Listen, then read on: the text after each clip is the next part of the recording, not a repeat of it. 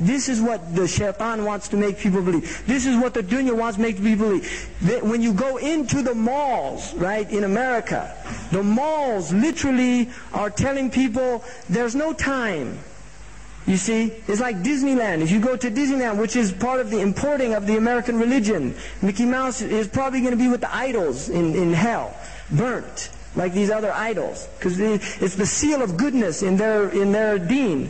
If you go to Disneyland in the United States, it says, you leave today. You leave today and enter the world of yesterday and tomorrow. What is that? That's delusion. People live in the past and the future. Muslims are people live in the present. Right? We remember now. Dhikr is not remembering the past. It's remembering Allah, which Allah is reality. Allah has no past and no future. Allah is reality. This is what Muslims remember. We remember quite literally the presence of Allah subhanahu wa ta'ala. Al-hadara huwa ma'akum aynama kuntum. Allah is with you wherever you go with His knowledge. This is the dhikr of the Muslims. We literally remember Allah subhanahu wa ta'ala. Right? We do dhikr to remember Allah subhanahu wa ta'ala. These other people drink liquor to forget Allah subhanahu wa ta'ala. Right? I mean, we go to this dhikr store. They go to their liquor store to drink up and forget. We go to our dhikr store, which is the heart. Literally, many of the scholars that speak now, their words would be meaningless to people of a previous time. The Muslims didn't have inferiority complex. They don't know what that is. They didn't have the idea that, quit imitating the kuffar. The Muslims were imitated by the kuffar. Hindus wear turbans because Muslims wore turbans. I mean, people used to imitate the Muslims because they were the people of izzah and the people of power. But now the Muslims, you see them imitating the kuffar because they see them as being, they have izzah. We want izzah. This is what they want. They want to be like, because being is being like. When you don't have an essence, right? If you have no essence, you have no reality. Like all these people out here that imitate pop stars and things like that, it's because they have no personality of themselves. They're empty people. So they take the shells of other people, because being for them is being like. They have no reality of their own. So if Michael Jackson wears one glove, they start wearing one glove. If Madonna starts wearing Ray-Ban glasses, they start wearing Ray-Ban glasses. And this is a disease. The Muslim didn't have that disease before. But now it is a disease, and so you'll hear this type of stuff. This had no application to people before us. None. There's a dormant element in the human heart that, if nurtured, will destroy the human being. And this is why there's a hadith: if Ibn Adam does something wrong, a black spot appears in the heart, right? Nuqta Sauda, or Nuqta Sauda. And if the person makes tawbah, it gets erased. But if he doesn't, continues on, it grows until the whole heart becomes pitch black. And then and this is like when somebody, a'udhu billah, loses their humanity. And we call it hard-hearted. And even in the African dialect, and because I asked a Hausa man this, I said, how do you express somebody who has a really bad heart? And he told me in the Hausa, and I said, what's it mean? He said, black-hearted. So, Hausas are dark-skinned, so this is not like a racist type thing. It's just something, obviously, black is the word being used, and it's the word used also in the Quran, right? And the tabyad, wujuhuhum, with the taswad wujuhum, the faces become white. It does not mean white like white skin. It means light. There's a light, and the absence of that light is a darkness, which is why a black person can have light in their face, and the white person can have a completely dark face, and vice versa. So this is about spiritual entities. It's not about skin colors and things like that. I just wanted to emphasize that point. The next thing is the economic control. You will buy and sell with the number. You have to have a number to buy and sell. Right now they're still using currencies. They are moving already to eliminate currencies. They want to have debit cards, and there's already massive propaganda to convince people that this is to our benefit. If you think of the actual impact, and look, don't think I'm fantasizing here. Seriously, this is happening before our very eyes. You are now in the United States, the vast majority of transactions happen with cards. You go into the grocery store, you use your ATM card. You go go into the gas station, you have automatic gas. You just slide your car through. This is an absolute control. The one eye that is watching everything has complete control. The moment you slice that thing, they know where you are. All they have to do, if they want to punch, they put your number of your credit card, which they all have access to. There's no private property, privacy, all these things. Forget about that. They study you. They know where you shop. They know what type of books you buy. If you buy, they'll trick you into buying these preferred reader cards and things. You go to a bookstore, so you want to join up with the preferred reader, and then whenever you buy a book, they literally print in the books you're buying and then turn the card. This is what they do in the United States. And then they do statistical analysis of what type of people are reading what type books. Because they want to know. The FBI in the United States, the Federal Bureau of Investigation, will check yearly what books were checked out in the entire United States with computer analysis. So they know exactly what books people are reading. And then they see what type of segment. That's why statistics, they love statistics, because they can work out, see what type of people are reading political books, what type of people are reading pornography. Now they know. And when you download on these things, not you, and nobody should be, but these people downloading pornography on their computers, they know exactly what they're watching. They know what they're watching in their houses. Out of the 20 most downloaded things, 8 of them were pornographic things that they were doing. You see, this is their great technology. So they have all this wonderful, vast, extraordinary, complicated technology, and there are these people having virtual sex with their machines. I mean, this is asfal as-safilin.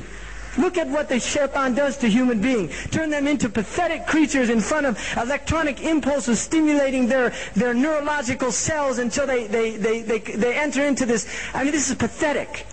But this is their system. This is what it offers you. Virtual life, virtual philosophy, virtual religion, virtual communities, virtual sex.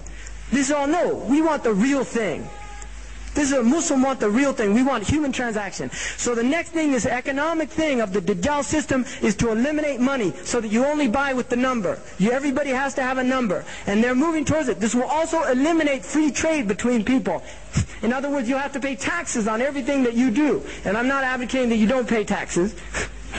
Right? For people, we're in the United Kingdom, we respect the laws. I saw on a television program a Muslim telling them we don't have to obey the laws in the United Kingdom. Where did they get that hukum from? What alim gave them that fatwa? If you don't want to obey the laws, make hijrah to a place where you follow your own laws. If you're living in the United Kingdom, you obey the laws. This is Islam. Because it's for maslahah. وَالضُّرُورَاتُ تُبِيحَ الْمَحْظُورَاتِ It's usul. Study your usul. But the point is that the economic system is being enacted within, within 10 to 20 years, the money, this type of money, they're working out night and day to find out ways of eliminating currency transactions between people. It's going to be hard, but this is what they want to do.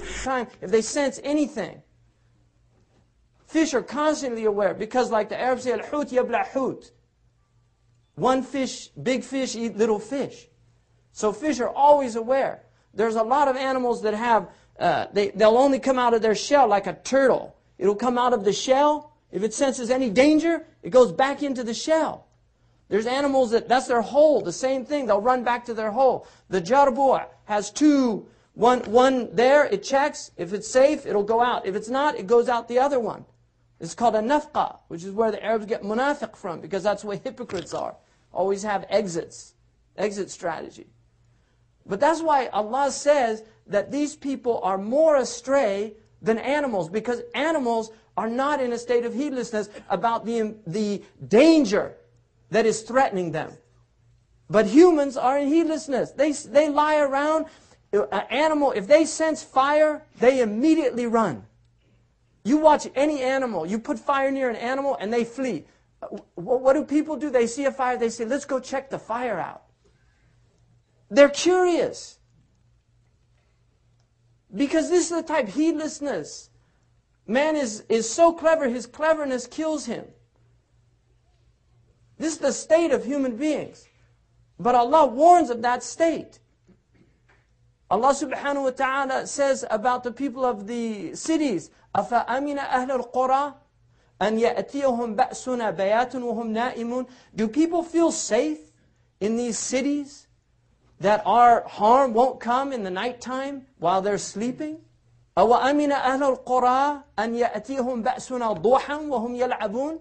Do people feel safe during the daytime that our harm won't come to them and they're playing? Why does Allah use playing? He doesn't say يَشْتَغِلُونَ يَعْمَلُونَ, they're working. Because if you have no purpose in your life, in what you're doing, then you're playing. That's what lu'ab is. It's an activity that has no purpose other than entertainment. That's what games are. They're simply to entertain people. And so this is what Allah subhanahu wa ta'ala is saying about people. They're in a state of heedlessness.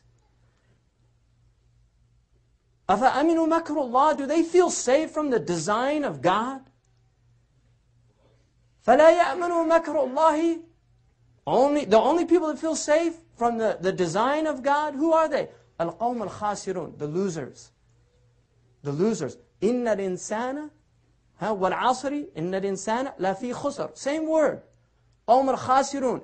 Surely by the passage of time, humanity is in a state of loss. You're losing time. Your time is running out. You've got a clock on your hand that'll tell you 12 hours. You also have a clock that Allah has designed. It's an internal clock. It's got 50 years, 75 years, 40 years, 30 years, and that clock comes to an end. That's it. You don't get a battery recharged. If your clock breaks down here, you go and get it fixed. No, it's over. And then people, what do they say? ارجعني أعمل صالحا. Let me go back, I'll do good. That's what people say. That's the state of people.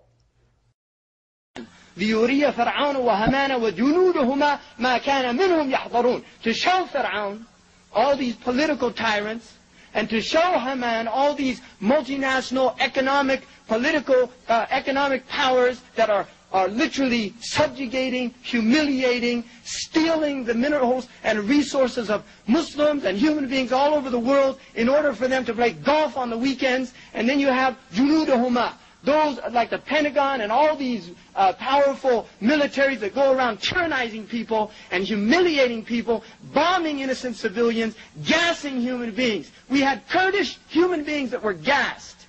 Be aware of that, people.